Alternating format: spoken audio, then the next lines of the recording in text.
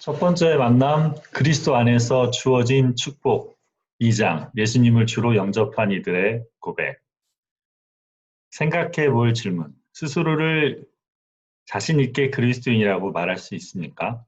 그렇지 못하다면 그 이유는 무엇입니까? 예수님을 우리의 왕과 주인으로 고백하는 것은 실로 엄청난 감격이며 놀라운 고백입니다. 이렇게 진정으로 예수님을 영접한 자들, 진정한 그리스도인들의 고백은 성경 곳곳에서 다양한 형태로 나와 있습니다. 여기서는 사도 바울의 고백을 통해 예수님을 영접한다는 것이 어떤 의미인지 좀 더 자세하게 살펴보고자 합니다. 사도 바울의 고백. 사도 바울은 로마서 14장 7절에서 9절에 이렇게 고백합니다. 우리 가운데는 자기만을 위하여 사는 사람도 없고 또 자기만을 위하여 죽는 사람도 없습니다. 우리는 살아도 주님을 위하여 살고 죽어도 주님을 위하여 죽습니다. 그러므로 우리는 살든지 죽든지 주님의 것입니다.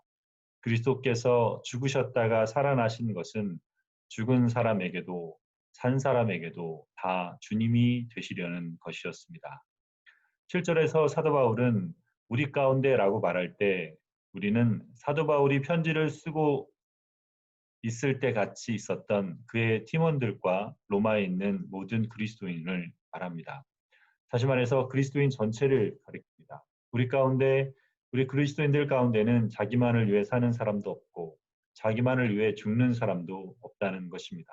다시 말해 그리스도인들은 더 이상 자기 중심성에 매여 있지 않다는 것입니다. 이렇게 첫 번째는 부정적인 표현을 쓰고 난 다음 바울은 8절에서 그것을 다시 풀어서 이렇게 이야기합니다. 우리는 살아도 주님을 위하여 살고 죽어도 주님을 위하여 죽습니다. 예수님을 주인으로 모신 진정한 그리스도인들은 입을 열어서 이렇게 고백합니다. 이제 주님을 위하여 살겠습니다. 삶의 목적이 선명해졌다는 것입니다.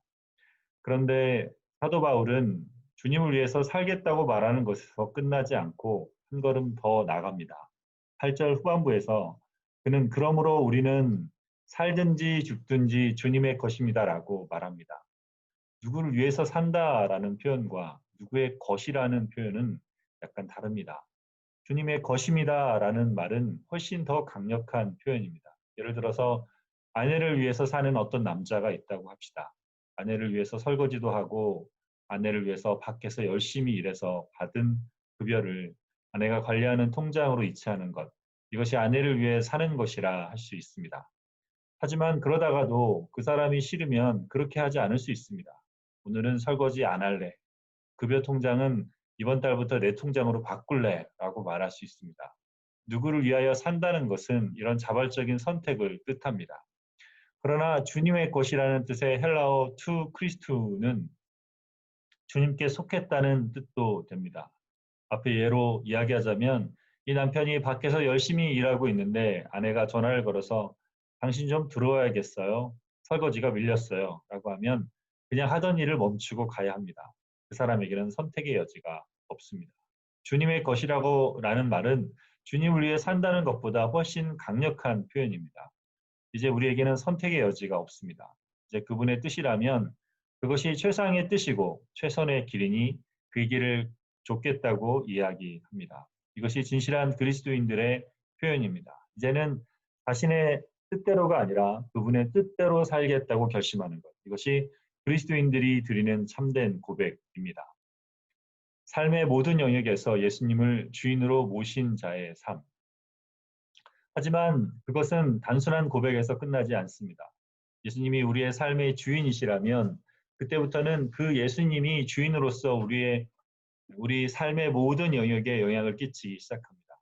예수님이 나의 주인이십니다라는 고백의 진정성은 인생의 중요한 순간순간에 나타납니다. 인생에서 중요한 결정을 내릴 때 그 사람이 예수님을 진정한 주인으로 모시고 있는지가 드러납니다. 직장을 결정할 때, 직장을 옮길 때, 이성교제를 할 때, 배우자를 선택할 때, 아이들을 키울 때 이것이 나타납니다. 그때 그 사람이 무슨 가치에 의해서 무슨 목적으로 왜 그런 선택을 하는지를 보면 그 사람이 정말 예수님을 주인으로 모시고 있는지 아닌지가 나타납니다. 특별히 돈을 가장 중요하게 여기는 자본주의 사회에서 돈을 벌고 축적하고 쓰는 우리의 경제 생활을 보면, 즉 이 과정에서 정말 예수님의 뜻을 따르고 있는지, 그분의 가치관과 뜻에 순종하고 있는지를 보면 진정으로 예수님이 주인인지 아닌지가 그대로 드러납니다. 실제로 예수님도 세상에서 하나님과 경쟁할 만한 존재로 만몬, 곧 재물을 드렸습니다. 이는 우리가 하나님 대신에 돈을 섬길 수 있는 위험이 얼마나 큰지를 보여줍니다. 마음의 회심은 반드시 지갑의 회심으로 드러납니다.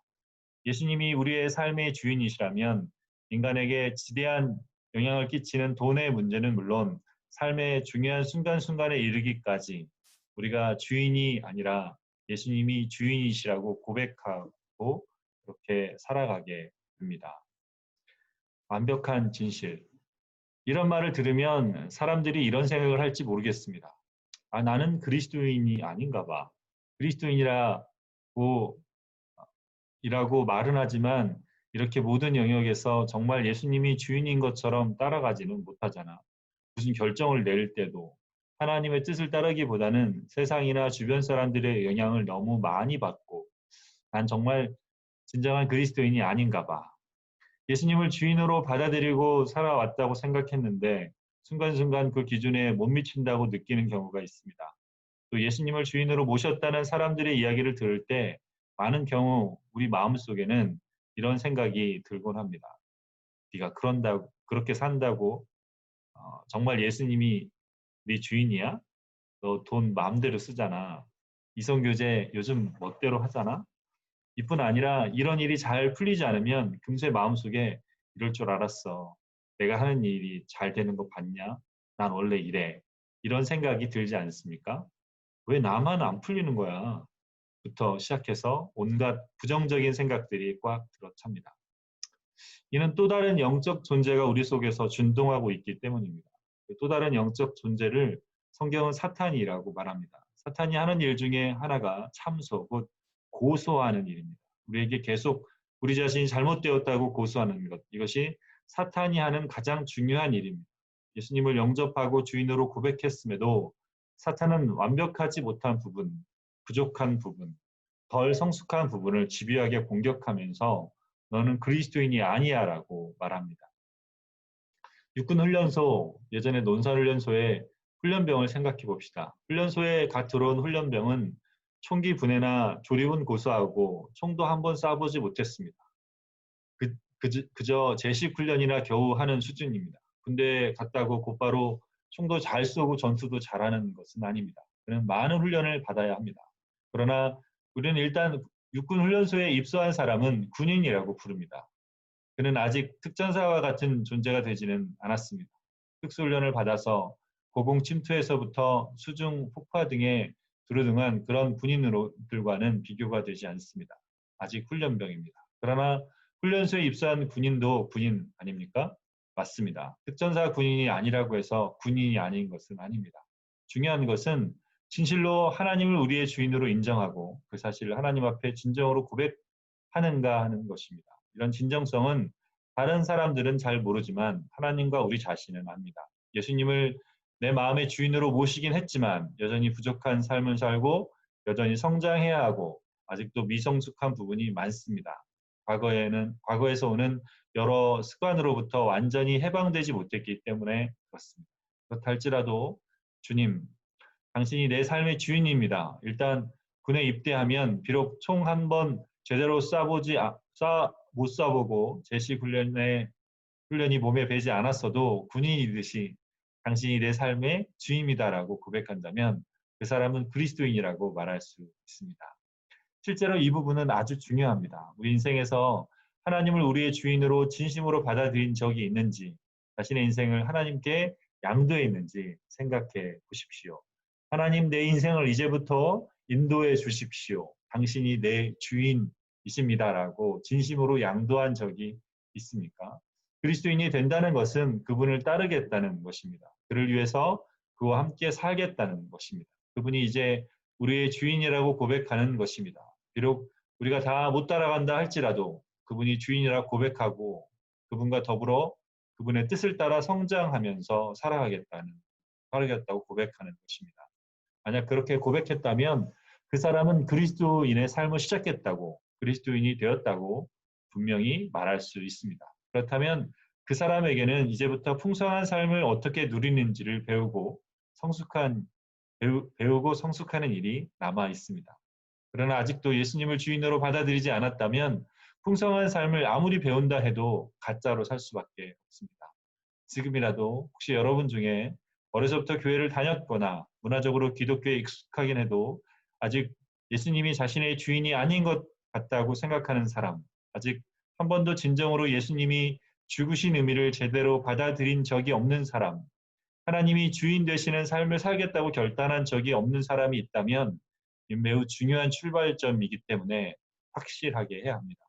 사실 이 문제는 한국 교회의 심각한 문제입니다. 교회를 다니는 사람들, 자신을 그리스도인들이라고 생각하는 사람들 대다수가 기독교를 진리로 믿어서가 아니라 어릴 때부터 교회에 다녔기 때문에 또는 일주일 내내 힘들게 살았는데 일요일이라도 마음의 평안을 얻기 위해서 가족들이 다 다니니까 가족의 평안을 위해서 교회를 다닙니다. 주일 예배를 빠지지 않고 헌금도 하고 교회에서 직분까지 받으면서 스스로를 그리스도인이라고 생각하는 경우가 많습니다.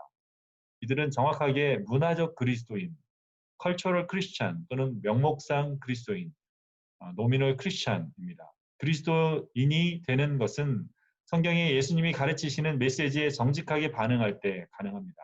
그러므로 이 훈련 역시 이러한 출발점을 분명히 하지 않은 상태에서 시작한다면 하나님의 진리가 자신의 인격에 부딪혀 일으키는 진정한 변화가 일어나지 않고 성경 지식을 축적하는 것으로 끝날 가능성이 있습니다.